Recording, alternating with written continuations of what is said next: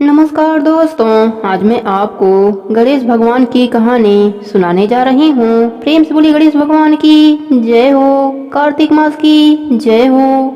बहुत पुरानी बात है। एक गांव में एक माँ बेटी रहती थी। वह बहुत ही गरीब थी। उनके दिन बहुत मुश्किल से कटते थे।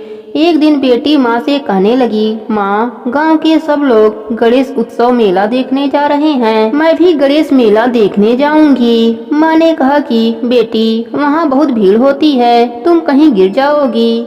लेकिन लड़की ने कहा, माँ नहीं, मैं तो जाऊंगी, मुझे भी मेला देखने जाना है, सब लोग जा रहे हैं।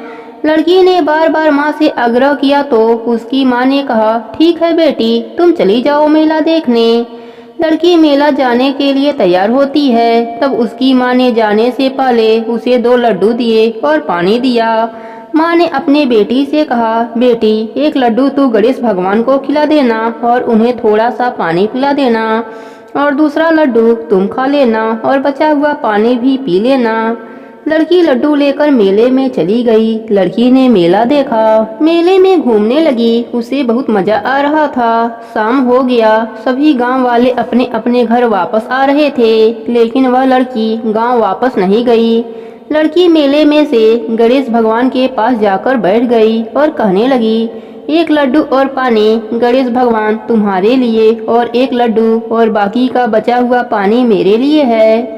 इसी तरह कहते कहते सारी रात बीत गई। गणेश भगवान यह देखकर सोचने लगे कि अगर मैं इसका लड्डू और पानी नहीं पिया तो यह लड़की अपने घर नहीं जाएगी। यह सोचकर गणेश भगवान उस लड़की से एक लड्डू लेकर खा लिए और पानी भी पी लिए। फिर गणेश भगवान उस लड़की से कहने लगे, मांगो, तुम क्या मांगती हो।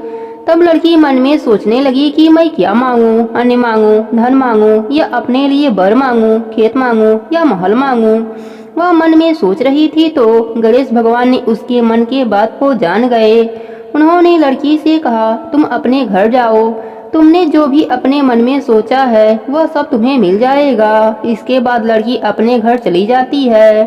तब लड़की की माँ पूछती है कि बेटी, तुम्हें इतनी देरी क्यों हो गई। सारे गांव वाले तो शाम को ही मेले में से लौट आए थे। बेटी ने कहा, माँ, आपने जैसा कहा था मैंने वैसा ही किया और अपने माँ को सारी बात बताई। देखते ही देखते जो लड़की मन में सोचा था वह सब कुछ मिल गया।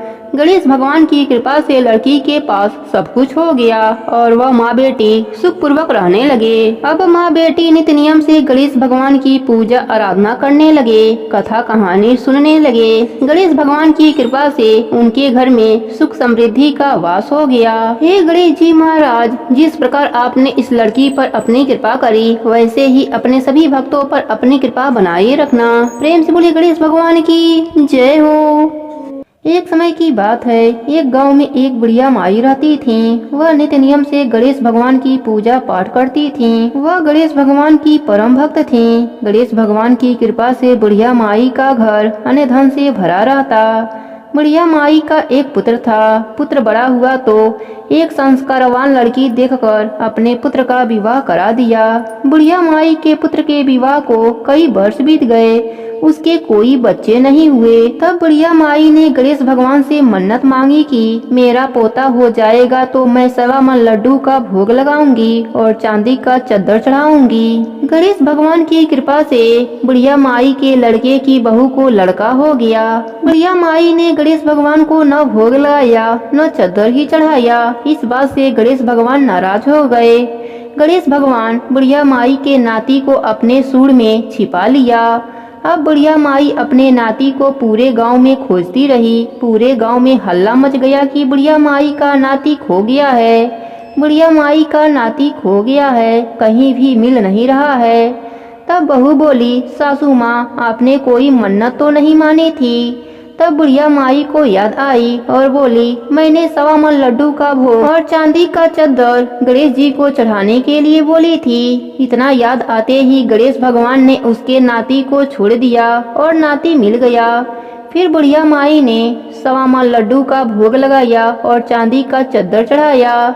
गणेश जी प्रसन्न हो गए और बुढ़िया माई के घर में रिद्धि सिद्धि का वास हो गया। हे गणेश जी महाराज, आपकी कहानी कहने वाले, सुनने वाले और हुंकारा भरने वाले सभी पर प्रसन्न रहना, सभी के घर में रिद्धि सिद्धि का वास रखना।